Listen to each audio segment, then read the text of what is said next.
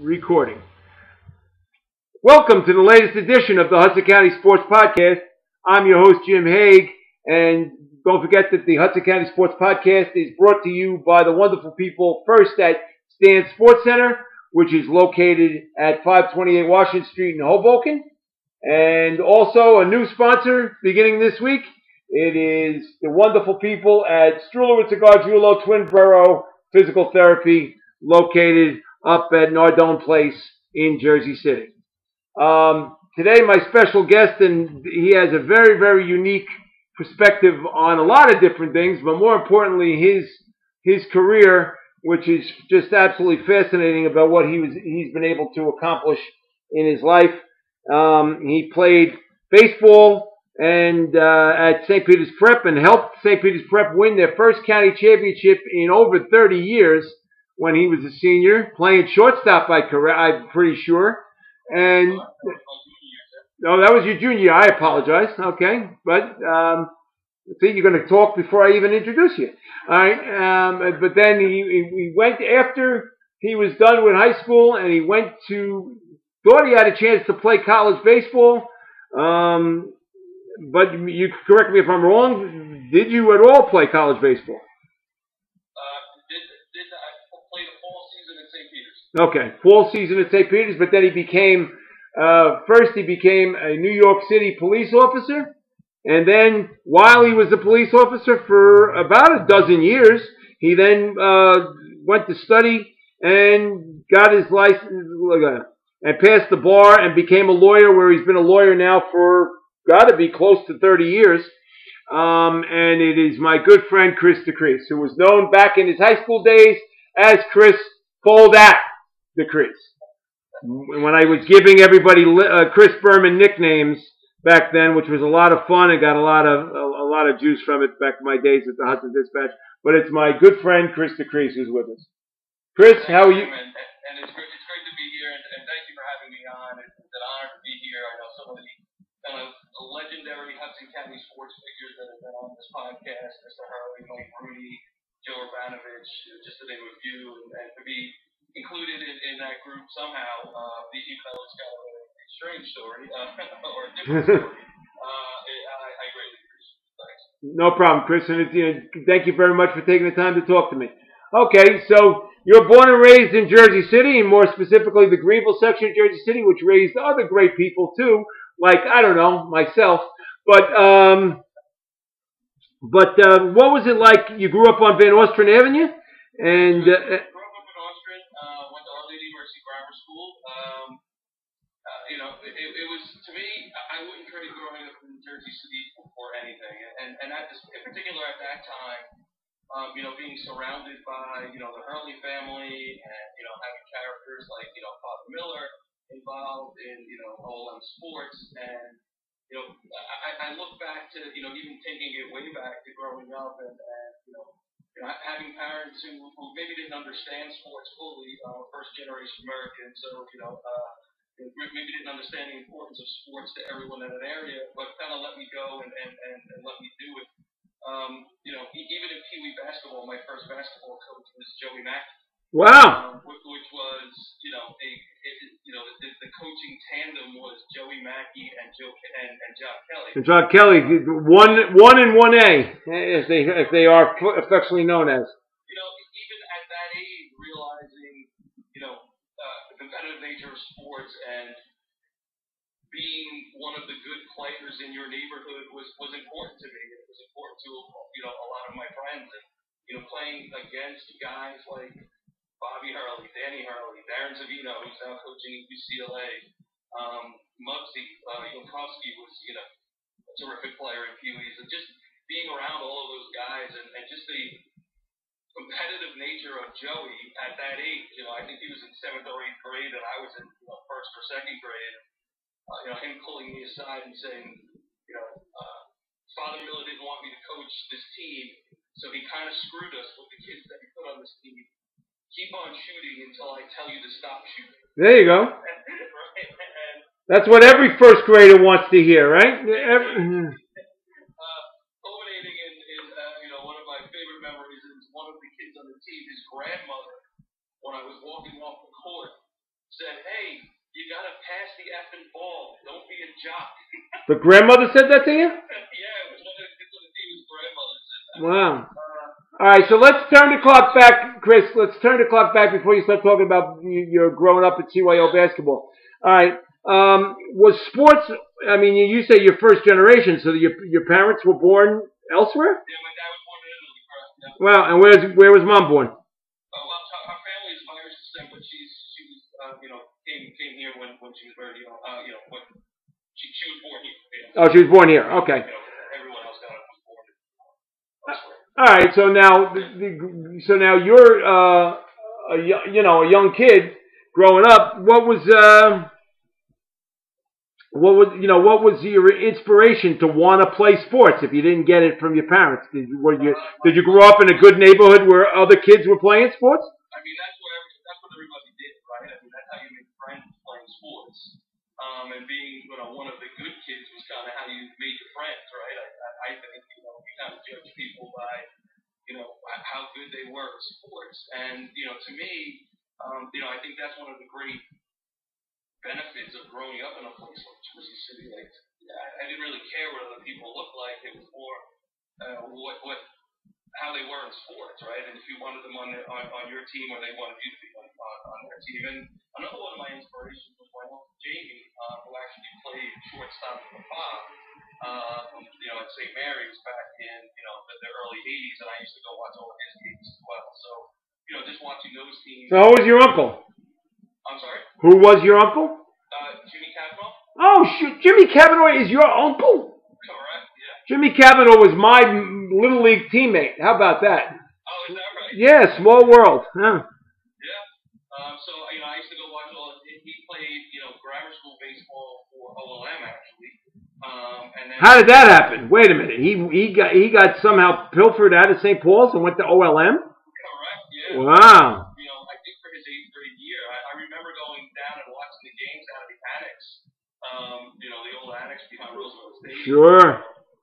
And I remember Eddie Ambrosio being one of the pitchers, and my uncle playing shortstop and watching those games. And just being around that, and that was a big inspiration for me. I wanted to be a good player. I wanted to be as good as him. And so you already had that in your mind that you wanted to be a good baseball player. All right, so that's pretty impressive. So I guess, was he an influence on you, a major influence on you, that you wanted to be like him? Yeah, he was. Yeah. And him and actually my Aunt Judy actually taught me how to hit. Okay. It was his older sister. My sure. Younger sister, and they lived on Seaview, and I used to go over there and play, on Princeton Avenue, play stickball and baseball and football with all the kids over there, and they were older than me. They were my uncle's friends, so I wanted to keep up with them and try to be one of the good kids and not be like the little kid. So that was a big that was a huge influence. And as long as you were a major following in your Uncle Jimmy's footsteps and not in your Uncle Bobby's footsteps, because Bobby was not the greatest athlete in the world, but Jimmy definitely was, and I. Jimmy ended up going to play at William Patterson. And, yeah. Played with Dan Pasco up in William Patterson when they were really good. And, yeah. And they went to the College World Series. Ended up home, but He ended up on those great William Patterson teams. They went to the Division III World Series, I think 3 out of 4 years, and Pasco was the star. One of the years they won, but I'm not sure he was there for the year that they won. They won the national championship? They did. Wow. I think it was 81 that they won the national championship that Dan Pasco was on the team. Wow. See, and I missed out on that because I was in college and didn't know what in the world was going on back here in New Jersey. I didn't pay attention. But people would argue that's still true. That's good point, Jerry. Could see you're very light on your feet, Chris. Very light on your feet. All right, so you used to go to a lot of your uncle's games, and that inspired you to want to play baseball? Yeah, that's when I met the Fa, right? Or Mr. Ford, as I call him. Same here. Same here. I'm not sure I ever called him the Fa, right? Yeah, no. Well, I only called. He knew I was mad at him when I called him Fa. Right, but he most of the time he was Mr. Ford. But then when Fa would come out of my mouth, he'd go, Oh my God! I must have said something to piss Haig off. Look at this. He's mad. He's calling me Fa. Never called me Fa before. You know. So yeah, that was and then watching him coach and the guys on that team and that St. Mary's team that he had. Wow, that was a talented team. And he went, to his credit, he went all over the city promoting his program to get kids. They were not just a downtown Jersey City team. They went all over, as you fully well, like you said.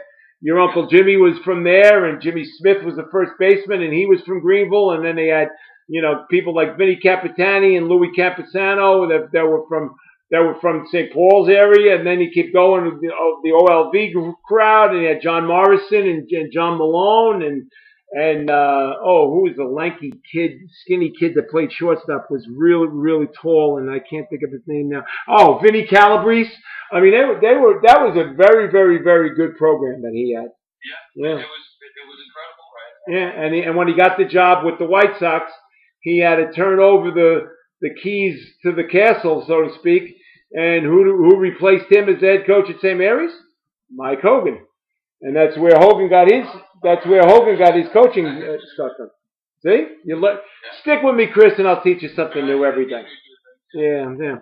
So, but that must have been fun for you as a little kid then, having an uncle to look up to. And I'm not going to say line of goods because Jimmy was a great guy and a good athlete. And was it bad to have somebody to have that to look up to, right? No, that's right. No, and that was, and then in the neighborhood, we had, growing up at that time, playing college little league, there was, lots of really good players at the time. Guys who come to mind, Doug Eastman, who went on to play at Duke. Sure. Who I replaced at shortstop at St. Peter's later on. Right. Guys who were just, tremendous baseball players. Kind of just in the neighborhood, and you would just watch those guys, and you wanted to be like them, right? And that kind of positive peer pressure. I think is really important, and probably one of the most overlooked things about sports, right, is having guys who you want to be like on the athletic field and working hard and trying to be like them. Whether you have the natural talent to do it or not is sort of irrelevant, right? It teaches you hard work and determination and setting goals for yourself, and that's, to me, the important things of sports, in addition to teamwork and things like that. But setting goals and sometimes being disappointed and and losing and learning how to lose, and more importantly learning how to win, and doing it with grace and sportsmanship is really important stuff. And I fear sometimes these days in sports that we've lost a little bit of that. Like there's so much focus on individual achievement, that some of that kind of has gone by the wayside. Okay.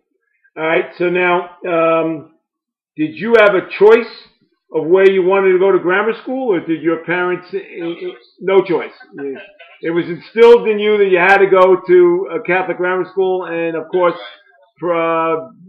geographic boundaries made sure that you went to OLM. Now, that's correct. All right, now, mind you, too. Although I'm a St. Paul's boy, I could battle with you a little bit, but OLM had a phenomenal athletic program, top to bottom, and you briefly mentioned Father Miller, but how much did it have an influence on you growing up, having somebody like Father Miller that ran the athletic program at OLM? Yeah, listen, I think it was great for everyone to have him there, right? And Father Miller could be a polarizing, guy. Right? Yeah, that's an understatement. A lot of people didn't like him, a lot of people loved him, and there weren't a lot of people in the middle. Yeah, no. Yeah. But again, there's a guy who really liked to win, and he would put resources behind the sports programs at OLM, probably to the detriment of other things. If you go back as adults now,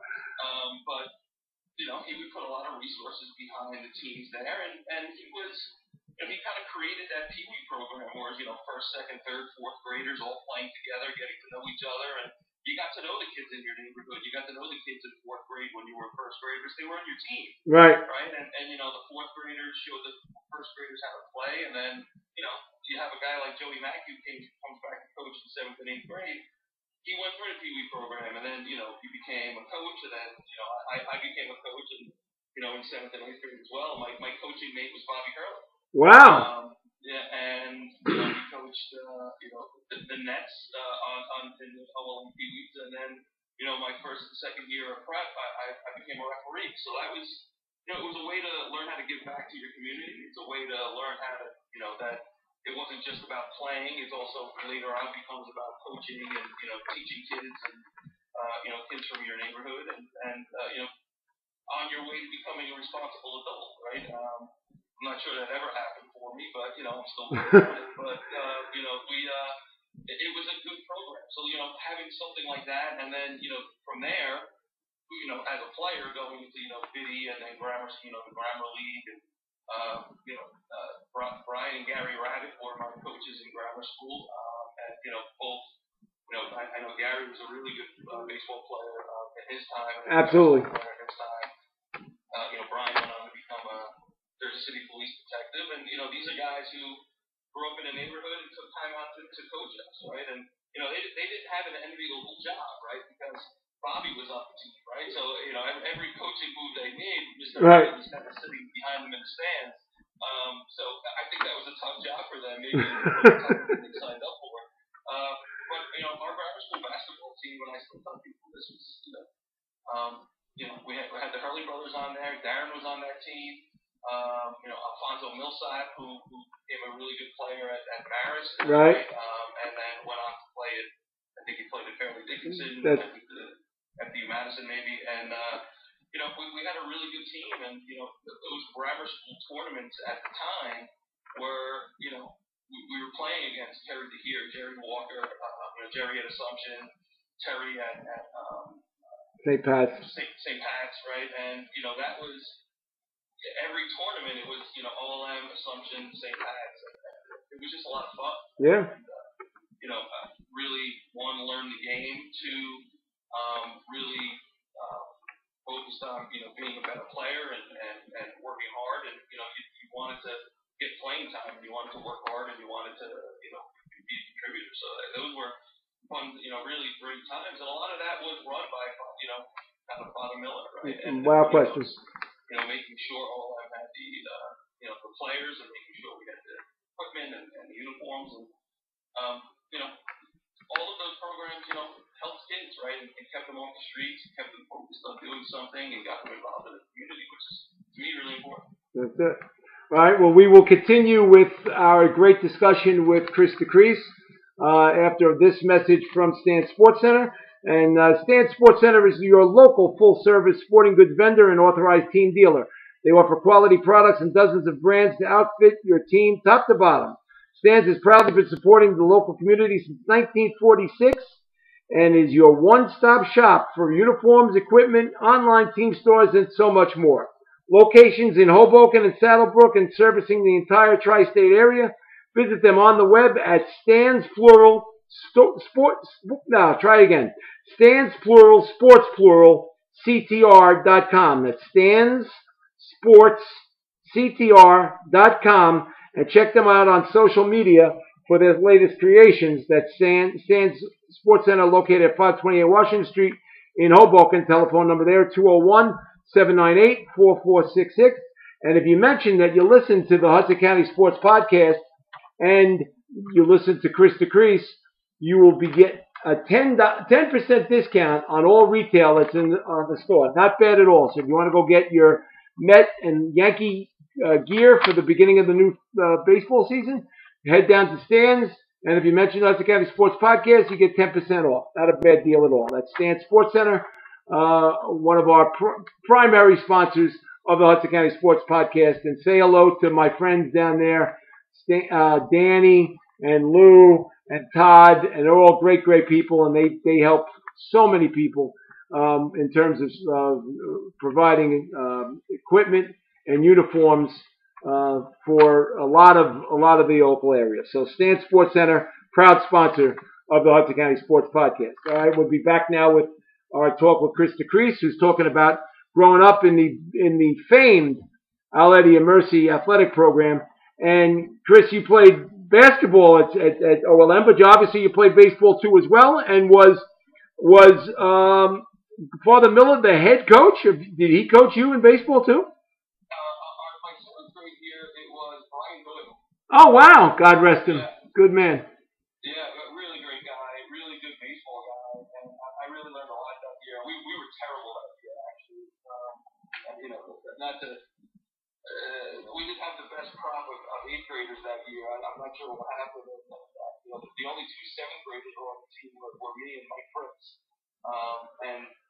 You know, Brian kind of took us under his wing and like, you know, next year you guys are going to be a lot better. But you know, we're going to have to get through this year. And we had a lot of fun that year, and you know, got a lot of playing time in seventh grade with Mike and I, and learned a lot from Brian. Because Brian was really a good baseball coach, and really spent a lot of time with us and helped me a lot of shortstop. And you know, helped me with turning double plays, and you know, kind of thinking about positioning and things like that. So he was a very good coach. And then I guess he didn't want to do it again in eighth grade, and you know, I know Father Miller was looking for a coach, and ultimately he decided to take over the program, and you know, it was much like I guess I would describe it as if George Steinbrenner had decided.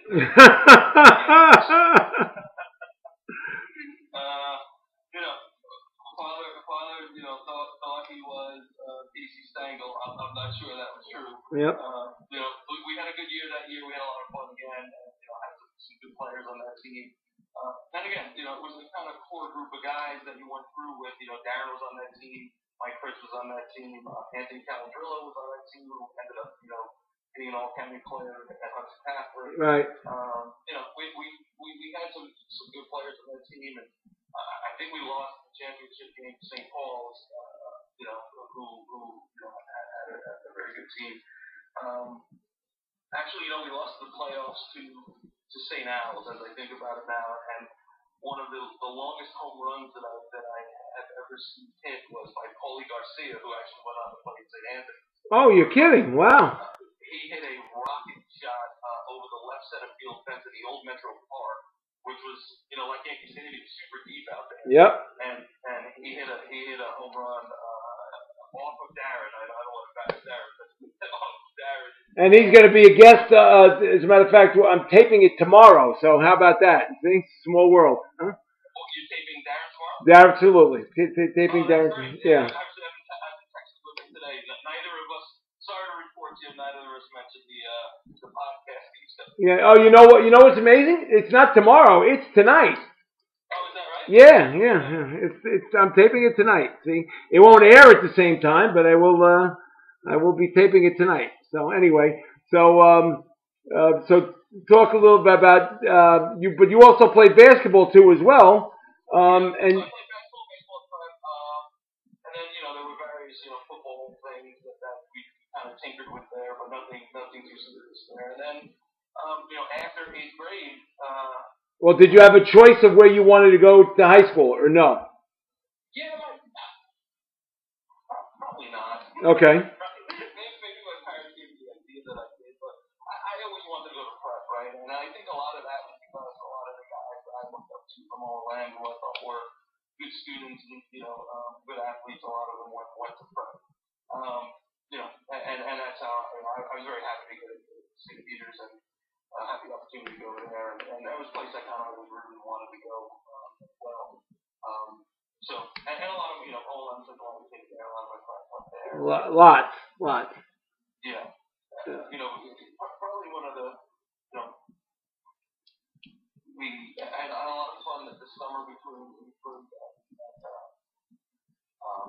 freshman year at St. Peter's. I played on the Jersey City Stars of Tomorrow team that was coached by Harvey Zucker. Right. And the Bob.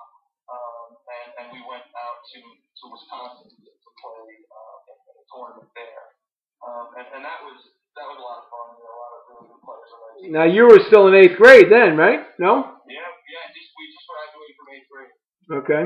And it ended in typical Jersey City fashion. We lost the championship game to one of the local teams up in Wisconsin, and it was a huge tournament. Like there was a lot of people in the stands, and lots of the teams were lots of fans, and it was a great experience. And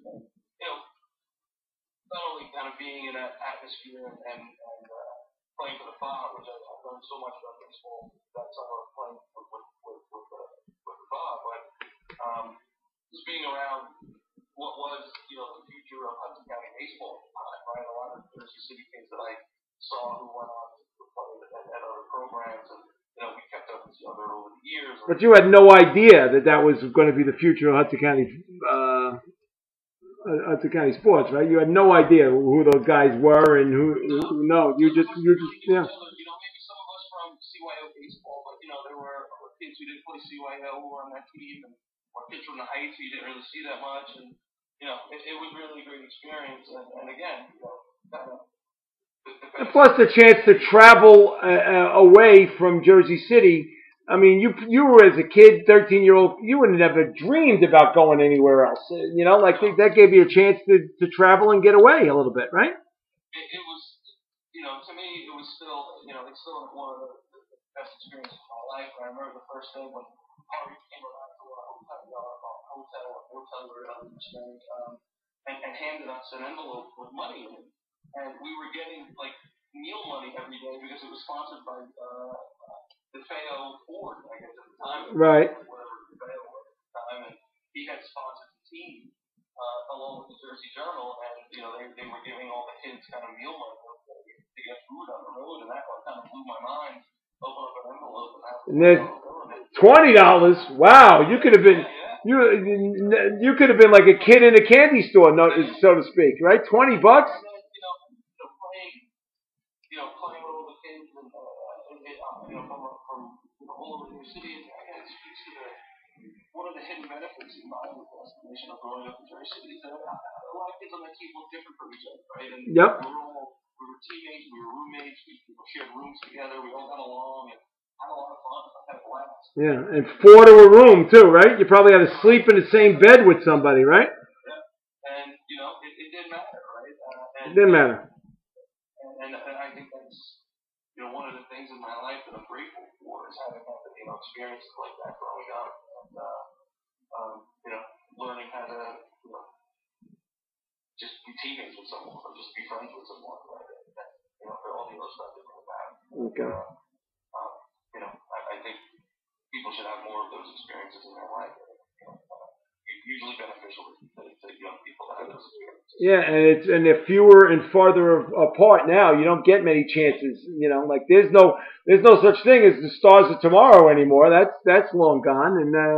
And unfortunately, that was a great program. That God bless Harvey for doing what he did.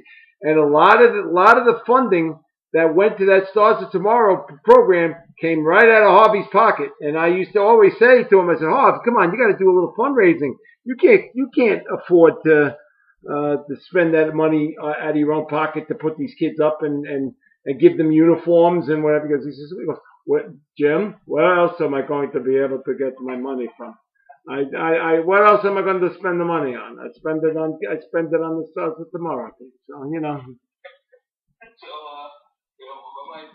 God bless Harvey. He's good friend, good man.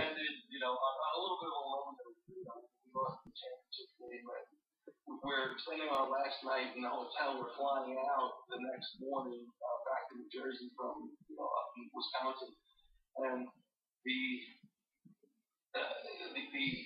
post-game activities that evening may have gotten a little bit out of control. Oh, just a little, yeah, probably. Some hotel water fights, and the father had left early, so he was sort of the voice of reason, right? And this Valerian of the group, and.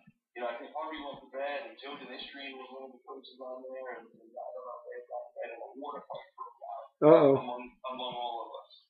And it got a little out of control to the point where the police were called. Oh, no. Yeah, and we were asked to leave the hotel, but not until Harvey was threatened with arrest, unless he was able to come up with the $1,500 of damage that we had done. Oh, my God. So the story is that Mr. DeFeo wired money up to Harvey, and he paid the hotel owner, the cash so we could get out of there. And we were given a police escort to the airport Oh my God! and basically dumped in like in a rest stop, like 2 vans full of Jersey City kids at like 4 o'clock in the morning, and our flight wasn't until like 6 o'clock the next day. Oh my God! Oh So jeez. I remember So home. needless to say, that was not a pleasurable experience. No. It was a lot of fun though, and one of my greatest experiences. And my most vivid memory of that was the police show up and we're all like against the wall, and I'm standing next to BJ Robinson, right? And BJ's dad was what I remember about Mr. Robinson, super strict, and BJ was worried about if his dad got wind of this, and BJ turned to me and was like really nervous. I was like, "What are we gonna tell him? We're gonna tell him." He's like, "Just tell him the truth." And the police are kind of like walking up and down us, like, "What happened? What happened? What's going on?" And BJ, who was super nervous, they kind of asked him, like, they pick him, right? The most nervous probably one was like, "All right, what happened here?" They kind of spin him around, like, "What happened here?" Like, "What's around?" We wrecked the joint. Boy, yeah. So that was that was one of my most favorite sports moments. That trip to Gee. Okay. So anyway, so now you decide you go to St. Peter's Prep, and were you at all intimidated at all about playing at Prep, or did you feel like you had a good chance of being able to play right away? Baseball, no, I wasn't intimidated, right? And I think it was because there were a lot of O-line guys who were on the team, right? And I knew, that I think I had ultimately had a shot of playing, there. Basketball, I was slightly intimidating, only because as an all boys school, everybody shows up there, having played for their grammar school basketball team or in some capacity as a kid, right? And so you go to a freshman tryout at Prep, and there's 150 kids there. Yeah. Right? And try and figure out how to, stand out there. Narrow it 150 down to 15. That's the odds are not good. Yeah. No, the odds are not good, right? And I made the team. And who was your freshman coach? 4 years of basketball there as well. And who was your freshman coach at that time? Do you remember? I'm sorry? Who was your freshman coach at that time? September, who actually ended up becoming the head coach. Yeah. Right. Dave, who graduated Prep with me. See? That's right. Yeah. All right. Harry Dammer was the head basketball coach at the time, and Mike Leonardo, his assistant. Yes. If you look, if you kind of think about the juxtaposition of that, way to say what went wrong. Yeah. How did Harry Dammer be the head coach and Leo is the assistant? Yeah. No. That's... Yeah. And I would have. To be very frank, like we were, as players, all hopeful that Mike Leonardo was going to be the, after Harry left, was going to be the head coach there. Right? It was clear of how good of a basketball coach he was, and the players really liked him. And I think at the time, Prep was ready to have a coach like Mike who could have taken it, probably to the next level. Who knows? Who really knows? But alas, not to be. And Mike ended up going to do great things to Maris. So, yep. But I think about that all the time. I was like, Mike was an assistant at St. Peter's, which just doesn't seem right. Right. Both Leo and Settembre were both assistant coaches at Prep at the same time, and both of them went on to different schools. Well, Settembre was a head coach at Prep and did well there, and then got ran out, which I never understood. But then he went to Union Hill and did a phenomenal job at Union Hill. He was, and then we all know Leo's run at Marist was legendary. There's no question. 7 county championships in 9 years. That pretty much says it all right there. So, yeah. All right. So, all right. Now you got to fess up to me. What sport did you like better, baseball or basketball? I would say I liked baseball better. I think I was better at baseball. I was better at baseball, but I think I liked basketball better. I liked the basketball atmosphere. I guess especially growing up in Jersey City too. It was just there was electricity around. Being around it, and one thing I left out was being around Bobby. At that time, teammates in grammar school, and then us going to all the St. Anthony's games. Okay. Just at that time, St. Anthony's Ferris. Wow. Watching those games and the whole. I remember sort of drama around your own match, where it started at St. Anthony's, Yep. Ferris, just the electricity around those games that were at Dickinson, and just being sort of mesmerized by that, and really influenced by that about what it takes to be a player, learning how to win, and being around Mr. Hurley and watching him coach and the intensity of his coaching, and just realizing like there was so much about basketball that I didn't know, and that he knew, right, and wanting to learn about that stuff. And that has always been an influence on me, being around that and watching that. And there are times that I look back and like, maybe I should have done something because I would never have gotten off the bench, right?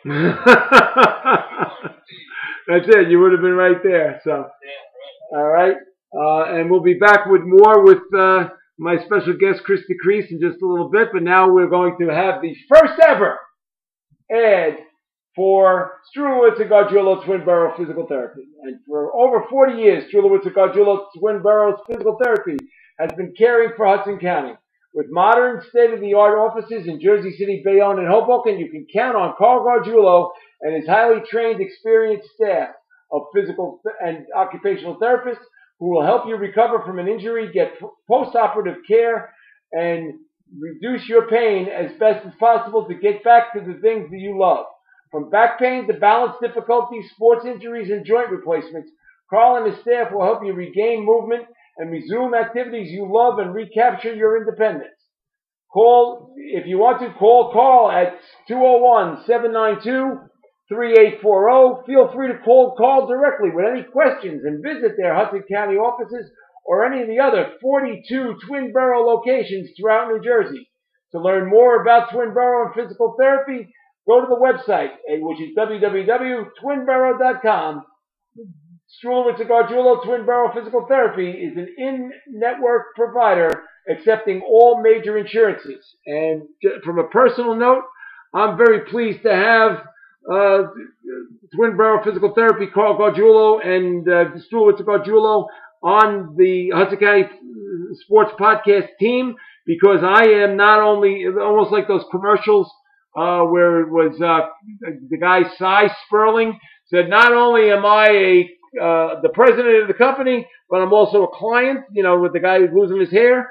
Well, I am not only the host of the podcast, but I'm also a client. I've been going to Strulowitz and Gargiulo, and especially to Carl, my beloved friend, who has taken care of me for the last 8 years, helping me learn to walk all over again, which I was bound to a walker, and was able to get my strength back again so I could walk without the help of any type of apparatus. And that's all because of Carl and his wonderful staff like Sue Schneider and Stephanie Calla and Francis Carroll and all those wonderful people at Strulowitz and Gargiulo. I can't thank them enough, and I'm so happy that they're part of our program. And again, that's Strulowitz and Gargiulo. The telephone number there, 201-792-3840. All right, now we're back with Chris DeCresce. And Chris, we now started your high school career, and I asked you which sport you liked better. You said that you feel like you were a better baseball player, and I have to agree. That you were an all-county baseball player, where, basketball, you played on the basketball team. But you started, though. You played and started. Yeah, I think you started all 3 of your 4 years, so you played a lot. But, I think you were a great baseball player, and as was proven, that you made first team all county as a senior, and as a junior, you led the prep to their first ever county championship. Well, not first ever, but the first county championship that they had since in the 1960s. And your team in 1989 won the county championship. I remember the longtime girls basketball coach at St. Dominic Academy, John Hester, was out in left field, and he was chanting 1951 over and over again. And I'm going, what is that about? He goes, that's the last time Prep won the county championship until right now, because we're going to win. I went, okay, good luck. And sure enough, you beat St. Anthony's, I believe, in the South Hudson final.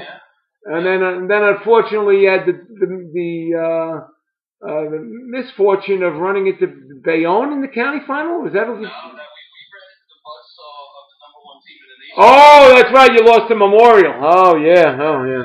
We hung in there for a couple innings and then they turned it on. And Yeah. we ended up losing like 10-3 or. No, I think it was only 8-1. It wasn't too bad. 8-1, I think, was the final score of that game. Yeah. They were a great team, and I remember those. A lot of the kids in that team from the College League on the All-Star team playing against those guys, and Memorial baseball was just terrific at that time. And what's really interesting is, as a player of prep, my senior year, junior year, we played the number one team in the nation and in baseball at Memorial, and then fast forward 6 months later, we played the number one team in the nation in St. Anthony's and basketball. Right? Yeah. And those are great experiences, right? Lots of fun, and never really had a shot. But still being on the court with those guys or being on the field with those guys, it's really something special and fun and stuff we still talk about among my friends who I still talk to regularly. Much like yourself, my core prep friends are still my best friends in life. So, right. Those are the guys that I talk to all the time about. And, funny memories will come up. Things like John Hester chant in 1951, which I think made it into your article. Without question. Right? I think you called him the noted historian or something. Yes. Very good. Wow, you remember that. Yeah. I do. That prep team, I think a lot of us were gratified that when, in his article, like the article that you wrote about him when he retired, Joe Urbanovich mentioned that as his favorite prep team. Right. And it was a great group of people on that team, right? And a group of ball players, and more importantly, there's a lot of kind of hard-nosed kids who maybe weren't the most talented of teams that those couple of years in Hudson County baseball, but I don't think there was anyone who was kind of played better as a team, and I don't think we were afraid of anybody. So I think that was it was a fun team to be on, and really funny guys on that team. John Hester, Pete Spador, Eddie Nestor. Oh, please. Just every game was hilarious, right? And those guys didn't take crap from anybody. And I went to a Don Bosco St. Peter's prep baseball game. It was a state tournament game a couple years ago, and as the pitcher was warming up, the coach from Don Bosco sent his team out to kind of like stand around the prep pitcher as he was warming up. And I was at the game, and Gene Cohane's son was still on the team at prep. And I turned to Gene, I was like, what do you think Pete Spadora would have done if they had sort of surrounded you while you were pitching? He was like, he would have knocked him out. He would have found the best player on the team and threw the ball just as hard back to Gene. Right. About 6 feet to the left or right of him, so he could hit being one of those kids, and that would have ended that, right? Right. So, that was I think it was a different era of life, but I think that kind of hard-nosed mentality is something that I've carried with me later on in life, right? And how to get through certain challenges that I face and how to get through obstacles that kind of pop up. Okay. All right. Now here I'm going to ask you a question, and I didn't know it, and I've known the man for almost 50 years now. But when he did the podcast, the first question I asked him was, "Is your name Urbanovich or Urbanovich?" And he goes, "Well, to be honest with you, it's Urbanovich." And I went, "Wow, see, so I learned something new that I didn't know until I had to ask him that the correct pronunciation is Urbanovich and not Urbanovich." And I mean, I went to prep with his brother, and he was just Herbs, but we didn't, Bobby, we never corrected us how we pronounced his last name. And it was only until that Joe did the podcast with me that I got to know what his how to pronounce his last name. So I never knew that. I listened to the podcast as well, and I didn't know that. You did not know? Yeah, see, I didn't know it. Yeah. All right. And you remember, like, Herbs was an OLM person, right? Without question, yeah. So we used to see him in Mass and things like that, and knew he was the prep baseball coach. And I never heard it pronounced that way. So Yeah. So it's now, unfortunately, he's now Urbanovich, and that's the way it's supposed to be pronounced. So anyway, what was it like to play for him? You know, listen, he is probably, like, when you look at another human being, right? Like, he's a rock solid human being, right? Just the type of guy that you want to be around, right? And, good family man, good educator, not the most, doesn't have, not Mr. Personality, right? He's not going to win Mr. Personality in any contest, right? But a good baseball mind really taught me a lot about the game. And I learned a ton playing for him, and a ton of respect for the guy and what he built the program and his longevity and the ability to coach somewhere for 35 years or whatever it was. Yep. Kind of an incredible run, right? And especially when he kind of went into the new era of when guys my age became parents, and probably the worst generation of parents ever. Right? And everybody was going to be the next Derek Jeter and the next Bobby Hurley or the next Michael Jordan, right? And dealing with that and making that transition from 70s to 80s to the 90s to the 2000s is kind of incredible, and kind of speaks to his ability to coach. Yep, no question. And then playing on those teams was a ton of fun, and I look around at some of the players that we had on our team versus some of the players that were on teams that we played against, and seeing a lot of the other guys from the college and stuff play, and not a lot of prep guys going to play was probably something I always questioned and wondered why. I'm still not sure why, but I think that's probably the one thing that I would I look back at the time and wonder what's going on, because we had a lot of good players at prep at the time. Sure. I'm not really counting myself among them. Guys who. Well, but Chris, let's face facts. You deserve to be in there with them. First of all, you wouldn't be on the podcast if you weren't a good player.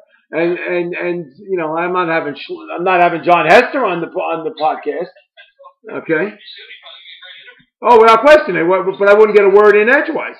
But in terms of the one thing that stood out in all of those great prep teams throughout, okay, is that he had the propensity to develop pitchers better than anybody. And they had some, you think about your team, right? Raul, was he on your team, or is he older than you? Were they both on the same team? They are on the same team. Wow. Raul Camilligan and Gene Cohane on the same team. Those two guys pitched against Memorial, and that year we were playing Bergen Catholic in, it was either the semis, I think it was the semis of the states, and like because of rain delays and northeast baseball weather, the games were in sort of rapid succession. We were playing Bergen Catholic and Memorial right around the same time, and Herbs kind of brought the team together and said, okay, what do you guys want to focus on, a state championship or a county championship? And rightly or wrongly, everybody concluded we wanted to focus on the county championship. Of course. Against Memorial. And so there would have been nothing better than to walk around Hudson County with a county championship leather sleeve jacket. Nothing better, right? Especially playing the number one team in the nation. In the nation, yeah. Right, who had, beat up on us a little bit earlier in the season as well, and I guess we go for some retribution. They beat up on everybody, with the exception of. Here's a trivia question. Okay, who's the only team that beat them that year? They went 29-1. Who was the only team that beat them? I don't know the answer to that question. The correct answer is Bayonne beat them, and the winning pitcher was Dana Hughes. And they won the game 6-5 down at Vets, and it was about 3 degrees, maybe 4. Yeah, it was freezing, and Dana dominated. And the Memorial kids, obviously, because most of them being Hispanic, didn't like the cold weather, so they didn't want to play that day. They were just, and I was stunned that they actually lost that game. 6-5 was the final score. Dana Hughes, the winning pitcher.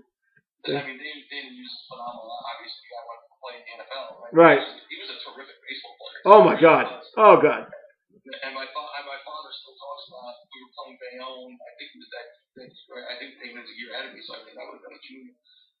didn't hit me like what was a routine ground ball. And I look up, and he's like 3/4 of the way down the line. And, I had to scramble to get him out. I look over at my dad, and my dad was down the left, and he still talks to me. He's like, remember that kid? Remember that kid? He could fly. There's no question he could fly. He was phenomenal. I think one of the best athletes that Hudson County ever had to offer. I agree. The best all-around athlete I've ever covered. Best all-around athlete that I've ever covered. No question. And I've told him that every time I get a chance to talk to him. I say, "You're the best of all." He goes, "Oh no, trust me, you were the best." Because he was first team all county in 3 sports. Well, how else? Who does that? And incredibly, the worst in my mind, the worst of the 3 sports he played was football, and he played in the NFL. But at Bayonne High School, he was a baseball player first, basketball player second, football player third. Yeah. And he's just a great athlete. So and Hudson County at that time, and that was just a really fun time to play sports. Right? You had guys that you went to every team, and it's funny you remember the guys you played against, and there were people on every team that were just really tremendous players. Yep. Guys that Hudson. I remember being a sophomore playing against Hudson Catholic. Just being intimidated by those guys. Right? Yep. How good they were in baseball, and then even basketball. You had Richie Pacillo, who led the league in scoring, right? Yep. And John Perch, John Beam, all of those guys. And then Bayonne had their Ernie Wheeler, David Hughes, guys like that. And, yep. St. Anthony's obviously on basketball, and then baseball. People always forget how good St. Anthony's baseball was at the time. Johnny Valentin, Willie Banks, yep. Mike Carlson. All of those guys that we played against were just phenomenal players, and that was Hudson County sports at the time, and how good it was. And dare we forget about Hoboken's baseball team, Danny Ortiz? Oh, please. Yeah, right. Yeah. Right? Or was he as? Yeah. And playing at the time, right? And just incredible players that every team had somebody, right? And it was just a lot of fun and always competitive. And there weren't many walkover games, right? Yep. Even in baseball, right? Maybe at the time Lincoln wasn't that great or Snyder wasn't that great, but there wasn't many easy games that you had on your schedule. Wars, when I was working at the Dispatch at the time. Ron Zeilinger, who was the sports editor, would always ask me, "Okay, what game are you going to go to today?" And I'd look at the schedule and I'd say, "Wow, I got a choice of about 4 different games that are just going to be great." I mean, I could have went to every single Memorial game if I wanted to, and that would have been, okay, let's see if somebody's going to knock off the #1 team in the country. But I didn't. I tried to get to as many different games as possible, and every game I could pick a game a day, and it would be just a great game to go to. And as long as it wasn't cold out, I'd love to go. But geez. And you know what my favorite days were? Was during Easter vacation. That the games would start at 10 o'clock in the morning, and then I'd have the rest of the day to do whatever I want. It was, I remember telling Gene Cohen, my favorite Gene Cohen story was that he pitched against St. Anthony's during Easter week, and the game started at 10 o'clock, and it was over at 10 after 11. Kid you not. The game was over, boom, I then jumped back into my car, drove up the hill, got back, and I climbed into bed by 11:15, and I felt like I never woke up. I was just like, oh, okay, I don't have to worry about getting to the office because, there was no such thing as portable computers back then, and I couldn't wait. I couldn't go up there and write while everybody else was there, so I had to wait until, say, 5, 6 o'clock to go write the game story of a game that was over at 10 after 11. But I was back in bed. I went right back to bed. It was, what a great time it was back then in the late 80s, early 90s to cover Hudson County sports. So. And to play in it was a lot of fun. Yep. And listen, you added to that, Jim, right? Like you see you at the games was always a thrill for kids. Being on deck circle and kind of. Yeah, talking to you while you're on the on deck circle. That went over really well with Urban Ovich. That went over. Yeah. Hated that. If it wasn't me, he would, if it was somebody else that you guys were talking to, he would have had a canary. But he wasn't too happy in the fact that, like Jimmy, please don't distract my players. Okay, all right, Herbs, whatever you say. So, all right, now you had a great career because now we're coming incredibly. You would never think that this hour would fly by, but it certainly has.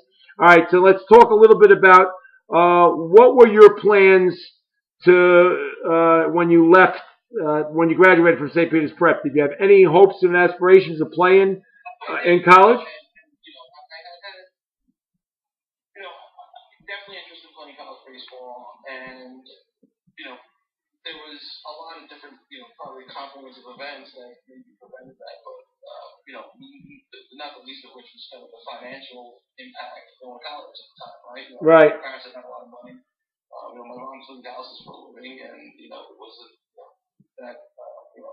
it was expensive, right? And I really wanted to go to Fordham, and through the magic of Father Baldoff getting me off the waiting list there, the opportunity presented to go to Fordham, and just it didn't materialize. It was just really largely because of financial stuff. And around that time, I went to the Father. I was like, listen, I really want to play college baseball. Can you help me out? And to which I got screamed at, right? Why are you coming to me now? And he's right, right? Yeah. In retrospect, why was I coming to him in people of seniors and saying, I want to play college baseball? Right. I probably should have told him my junior year, right? And he had the magic touch of helping kids go to places to play and finding homes.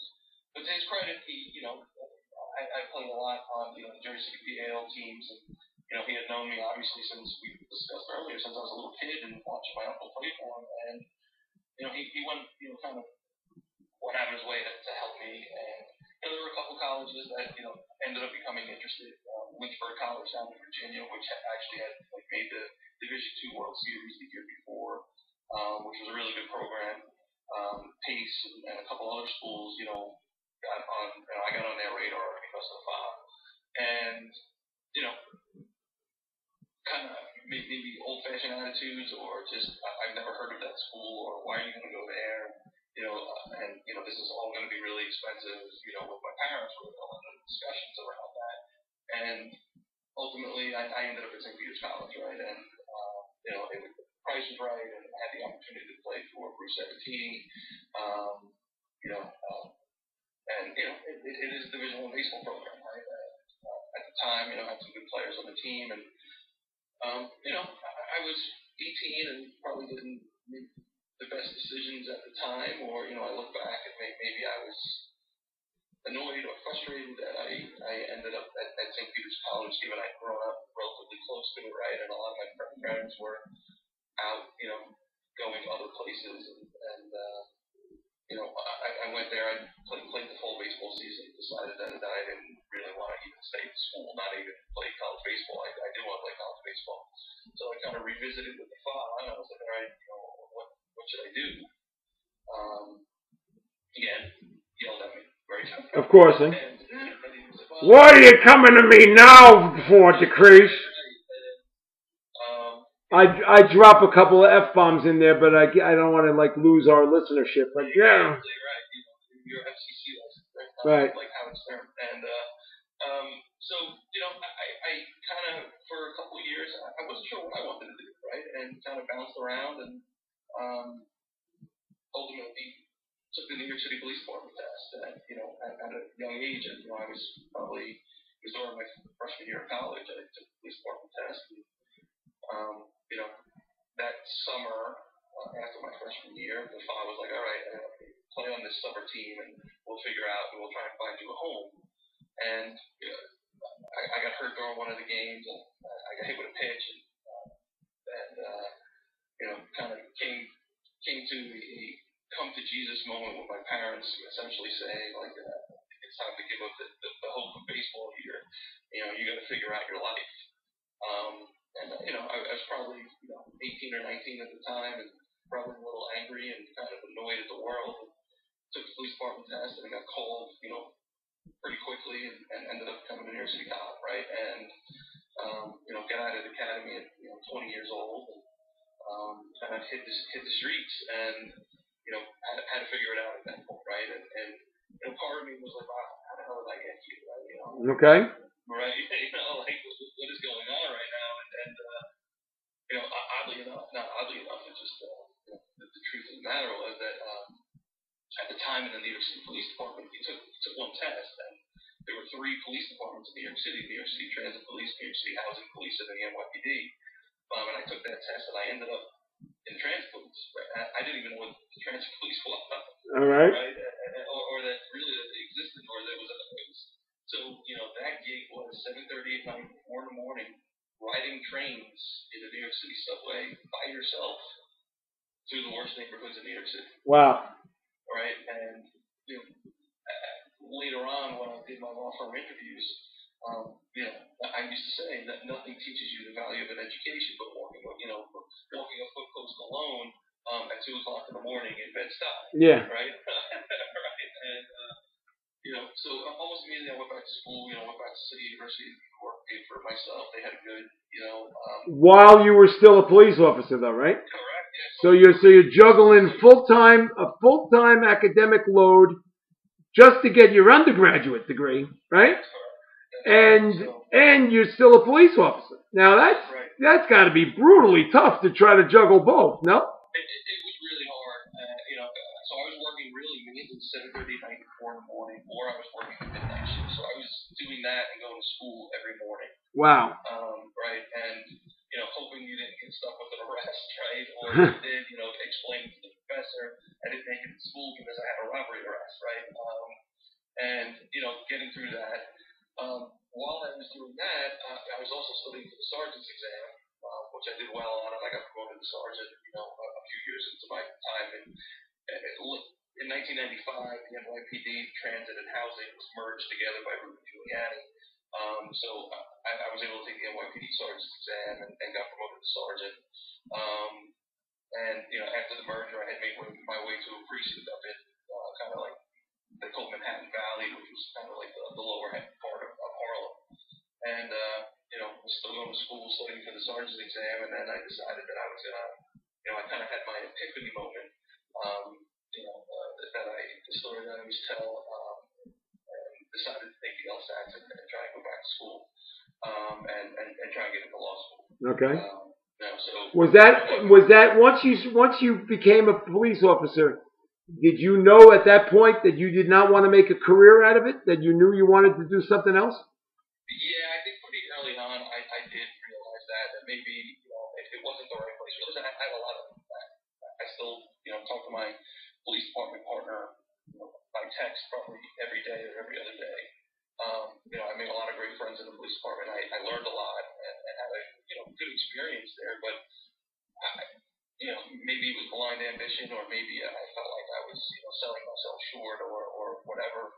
I just had different aspirations, and I wasn't sure if I could do that in the police department, right? And coming out of prep, and during that time of trying to figure out what was next, it was we sort of glossed over. It was a tough time, right? Yeah. I was disappointed on how baseball turned out. I thought it could have turned out differently, and so how my friends were all in school. My friends were at Yale, Navy, Middlebury, schools like that. A bunch of my friends had gone to Fordham, and I felt like I was really missing out. And it was a time in my life where I was down. I felt down and stuff. And luckily my wife was around at the time, and was great at giving me pep talks and encouraging me, like, hey, your path is going to be different, right? And I think around that time of my life, I got great advice of run your own race. Okay. Right? And I realized at that time, like, okay, well, my path is going to be a little bit different, and I'm going to have to do this a little bit different, but I'm going to get there, right? It's just how am I going to get there? And you harken back to what we were talking about earlier, being hard-nosed and being tough, and walking into a gym, and and not being afraid of who you're playing, and all of that stuff you learned in sports, you kind of it does come to fruition in real life, right? Of how am I going to get through this? What's the path forward? And am I going to quit? Mm-hmm. Am I going to say this is good enough? This for me wasn't good enough, and I didn't feel like it was. Okay. So how long did it take? How long did it take you to become a lawyer? So I finished my undergraduate degree, took the LSATs, which is actually the epiphany story, which is a funny story. Good. I got into an argument with one of my lieutenants. My precinct was entirely surrounded by housing projects, and the dispute had kind of come into the housing project. And where was your precinct? At what? It was on West 100th Street, so we were entirely surrounded by the Frederick Douglass house. Okay, and that's Manhattan, or is that the Bronx? That's Manhattan. Manhattan. Yeah. Okay. It's really the Manhattan Valley section of Manhattan, and at the time, it was really still like one of the last vestiges of kind of the crack, era still happening on Manhattan Avenue. Sure. It was a busy precinct. It wasn't one of the busiest. It was not crazy busy. It was busy enough. It was a good place to work and learn. But just the location was right by the project. So a big dispute of all these people screaming at each other ends up into the station house, and the lieutenant calls us from off of patrol to handle it, and I did. And I basically got everybody at the station house and on their way. And the lieutenant, I guess, didn't like how I handled it, and he and I kind of had a little bit of a back and forth, if you will. Okay. I come in the next day and find myself separated from my partner and I'm on foot post. Oh my God. That you get all of the kind of crappy assignments, like the odd assignments out, right? And I come in one day and I have to guard a dead body, and there's a body in a tenement apartment in Manhattan, and the guy, I was there for a 4 to 12 shift, and the guy had kind of died in the hallway on the midnight shift, so he'd been there for about 12 to 14 hours in the sun. He's pretty ripe at that point. So my partner gives me a ride. I'm in the backseat, he's riding with somebody else, and on the way over I stop and I get a sandwich, and I soak it in. I get the Post and the Daily News and all the newspapers so I can read the sports section, right? And I'm sitting next to this guy, and he's about my age, and he's dead. And I'm eating a sandwich. And I was like, I felt like a lightning bolt hit me. Like, what are you doing? Right? Like, what is happening? Like, maybe you gotta do something else. And that was in July, and I took the LSATs down October. So, added studying for the LSATs into the mix of everything that I was doing. And, that was kind of the day I decided, like, that was it. And, first of all, I have a lieutenant who he'd sound honest that I know was way smarter than. Okay. And two, I'm eating a sandwich next to a dead guy. So I wanted to do something else. And took the LSATs, did well in the LSATs.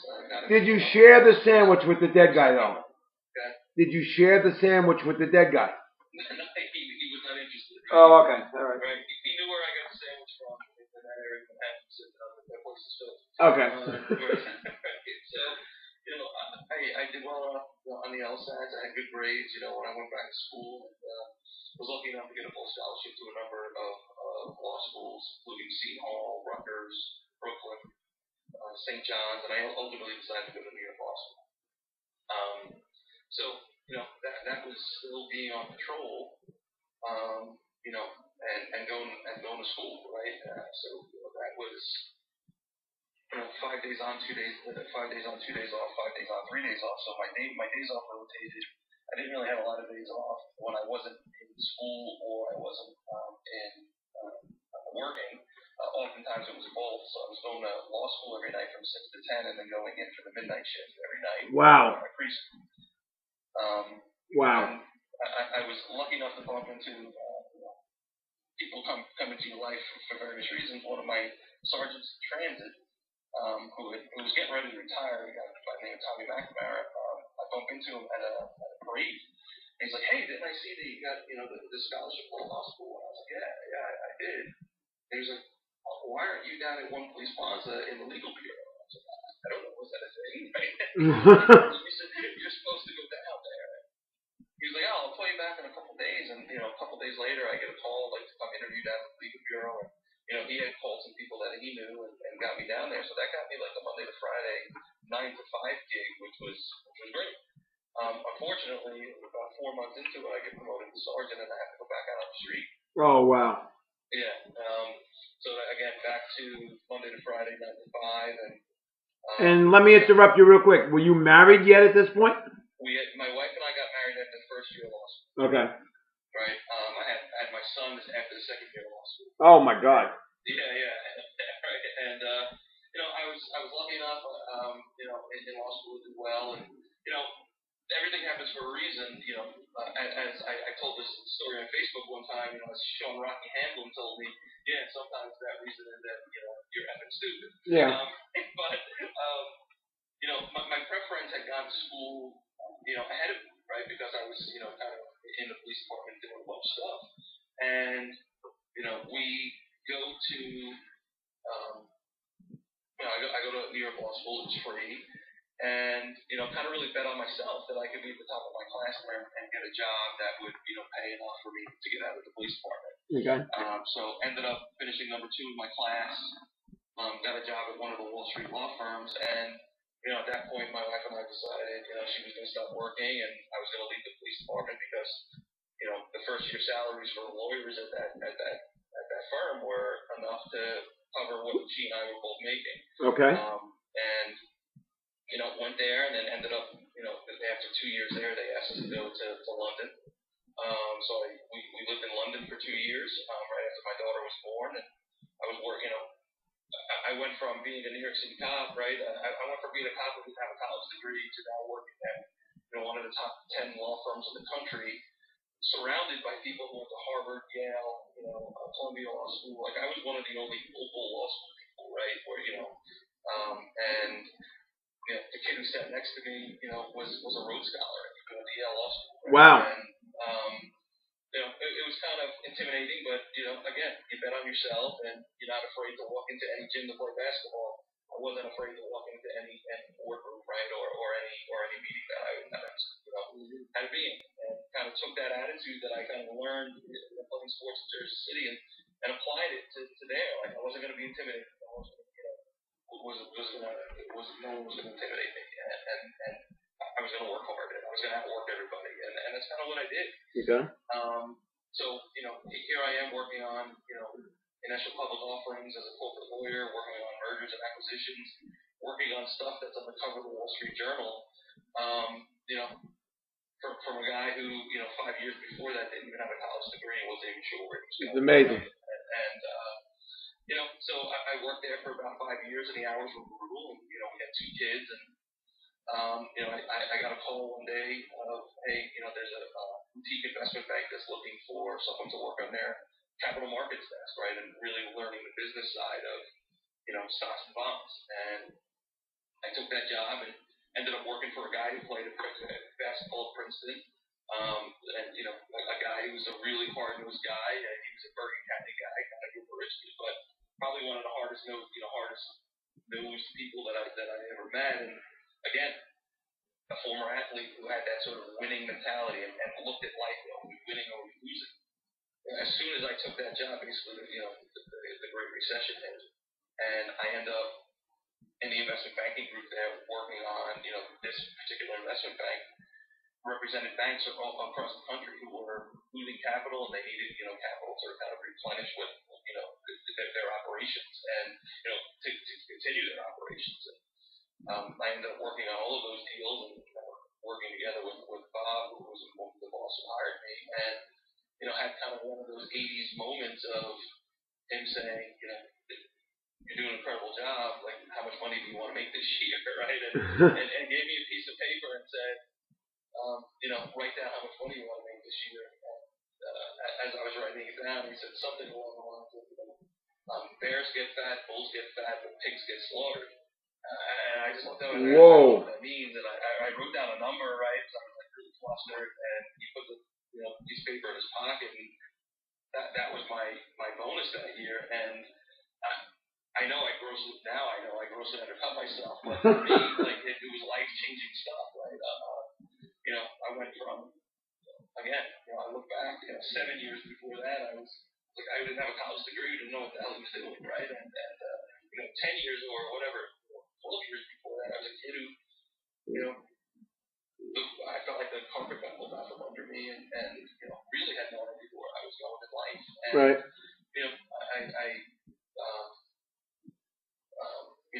Just look back to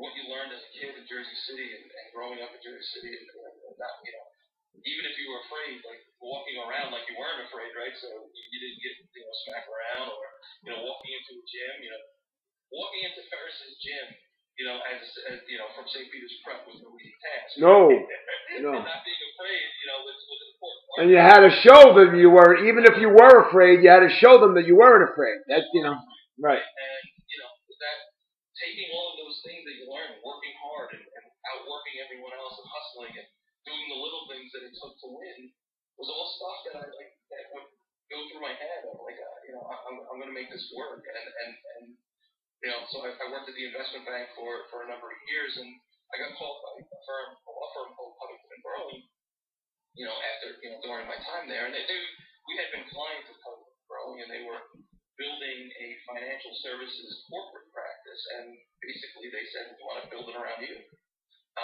Wow. And, you've met a lot of people in the industry, you have a lot of contacts, and we get this great regulatory practice. And so, Covington and Burling is a 100-year-old law firm that's been around forever.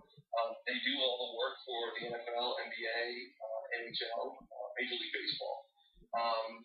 And, my first partners meeting there, I sat next to one of the only other Jersey City people who were employed at Covington and Burling. It was also a partner there, Paul Tagliabue. Oh, you're kidding me. And I sat next to him kind of on purpose, right? And I was like, hey, Paul, I just want to introduce myself. I'm the other Jersey City guy, right? And, we had a great conversation, and this was before he was the commissioner. No, he was a partner at Covington, became the commissioner, and then when he was done with his tenure as the commissioner, he came back. Oh, okay. All right. So this is after he was done. He was done. He was Okay. at the end of his career.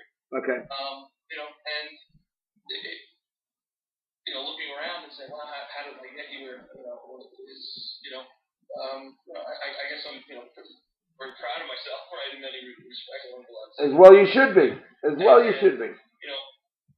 Just speaks to kind of the tenacity of what I learned of playing sports, right? And the people that I looked up to, and they were tenacious players, right? And going all the way back to Joey Mackey being my coach in teams, right? Yeah. Joey wanted to win every game. Absolutely. Right? He didn't care that it was Pee Wee basketball. He wanted to win every game. And I bet you, if you talk to Joey about Pee Wee basketball, he can remember what went wrong in games, right? I still, I'll bump into Coach Hurley. Who again, I was called Mr. Hurley, right? Because he was a dad in my neighborhood, right? And he can remember things about games that people have long forgotten, just because he's just so in that moment and wants to win every game. And taking that winning attitude and that winning approach has been really helpful to me in my professional career. Recently I left Covington, and I got a call to go to a firm called Paul Hastings, which is another big corporate firm in New York City, and that they had an opportunity for me to continue to build their capital markets practice there.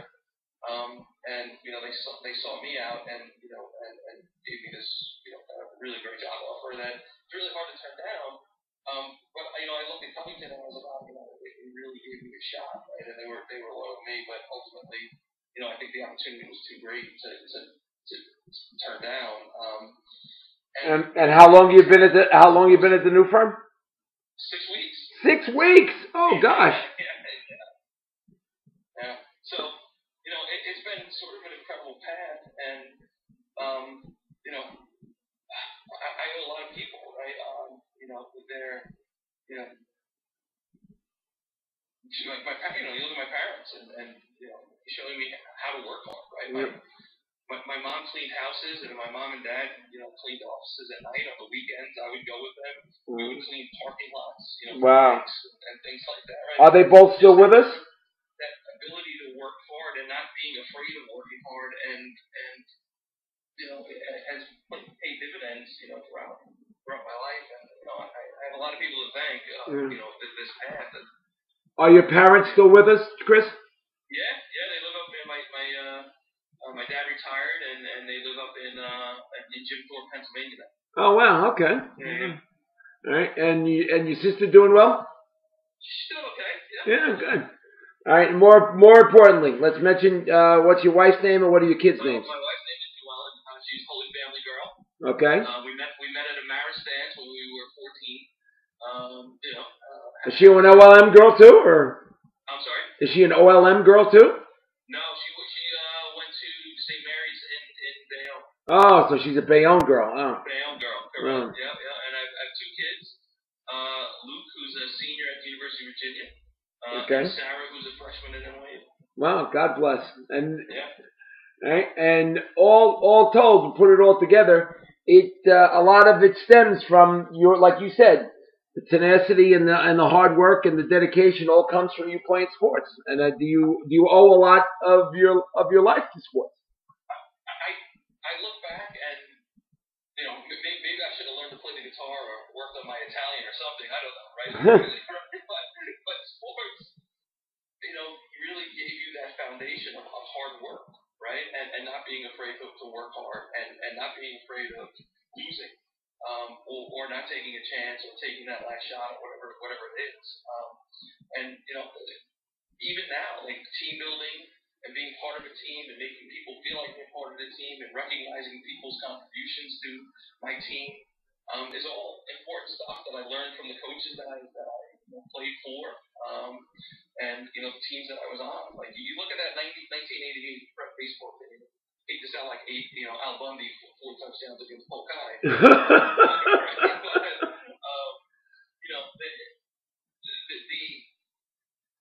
The camaraderie and the teamwork and being part of something bigger than yourself was really important on that team, right? And while certainly we had great players on that team, you mentioned Raul and Gene and Craig Zalek was an all-state player, and just really aside from good players, they were good guys, right? And good friends and good teammates, and that's all stuff that you carry with you. Yep. So, all right. Well, I really appreciate you taking this time to talk to me about your career, and it's like I said, a fascinating career. I don't know if there's been anybody who went from being a New York City police officer to becoming a high-priced corporate lawyer. It doesn't, the two don't mix, and you certainly made it mix and did, well for yourself and for your family. And, I forgot to ask, where do you live now? Oh, we're down in Homedale. So, Homedale. Like I said, Joe and I were we were in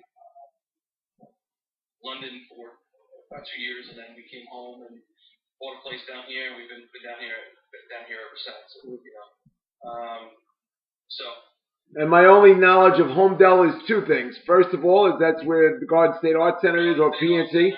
And then the most important thing is how many times I froze my bejesus off covering cross-country meets in Homedale Park. Homedale Park, yeah. That must have been, I don't know. I always say to people, if your kid's running in Homedale Park, park in my driveway because our house backs into it. So you're kidding, really? You don't have to park down in Houston to take the minivan over or whatever the hell they do for parents.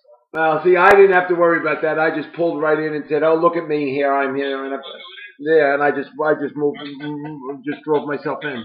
The great heat. Yeah, the great heat. Oh, yeah, there it is. So, anyway, Chris, I really appreciate you taking the time to talk to me and on the podcast today. You were a great guest, and I didn't even have to ask many questions. You just kept rolling. So it was. I'm a talker. You made my job very much easier. So. All right, Chris, thanks so very much for being a guest today. I really appreciate it. Thanks. This was a great honor, and it was a lot of fun. And I'm not sure I want to hear it back. Okay, you don't want to hear it back? Okay, good enough. All right, Chris, great talking to you. Take care of yourself, and we'll be in touch soon. Okay? Bye. Take care. And that was my special guest today. Was former New York City police officer and current corporate attorney, Chris DeCresce, who played baseball and basketball at St. Peter's Prep and had a great career there. And he's a great guest. And just as a reminder that the Hudson County Sports Podcast is brought to you weekly by Stan Sports Center, which is your local full-service sporting goods vendor and authorized team dealer. They offer quality products and dozens of brands to outfit your team top to bottom. Stan's has proudly been supporting the local community since 1946 and is your one-stop shop for uniforms, equipment, online team stores, and so much more. Locations in Hoboken and Saddlebrook, and servicing the entire tri-state area. Visit them on the web at stansportsctr.com, Stans plural, sports plural, CTR.com, and check them out on social media for their latest creations. That's Stan Sports Center, located at 528 Washington Street, Hoboken. Telephone number 201-798-4466. And if you mention the Hudson County Sports Podcast, you'll get 10% off on anything retail in the store. And also, we'd like to welcome to the Hudson County Sports Podcast family, and that is my good friends at Strulowitz and Gargiulo Twin Borough Physical Therapy, which has been caring for Hudson County for 40 years. With modern state-of-the-art offices in Jersey City, Bayonne, and Hoboken, you can count on Carl Gargiulo and his highly trained, experienced staff of physical and occupational therapists to help you recover from an injury, get post-operative care, or reduce your pain and help you get back to the things you love doing. From back pain to balance difficulties, and believe me, I have both, sports injuries to joint replacements, Carl and his staff will help you regain movement, resume activities you love, and recapture your independence. Carl's phone number is area code 201-792-3840. That's 201-792-3840. Please feel free to call Carl directly with any questions and visit their Hudson County offices or any of the other 42 Twin Borough locations located throughout New Jersey. To learn more about Twin Borough and physical therapy, please visit the website at www.twinborough.com. Strulowitz and Gargiulo Twin Borough Physical Therapy is an in-network provider accepting all major insurances. And trust me, I am proof that physical therapy works, because I am not only blessed to have them as a sponsor now on the podcast, but I'm also a patient, and I work exclusively with Carl to deal with my spinal stenosis and my impingements in my back, and they help tremendously. So you take a visit to Strulowitz or Gargiulo, the Twin Borough Physical Therapy. Okay? Thank you very much for listening to this week's Hudson County Sports Podcast. My special thanks to my executive producer, Johnny Haig, my nephew, who without him, there would not be a Hudson County Sports Podcast. So thank you very much for listening, and we'll be back with another edition of the Hudson County Sports Podcast next week, and hopefully you tune in then here on Facebook, YouTube, and Twitter. I'm your host, Jim Haig. Have a pleasant afternoon.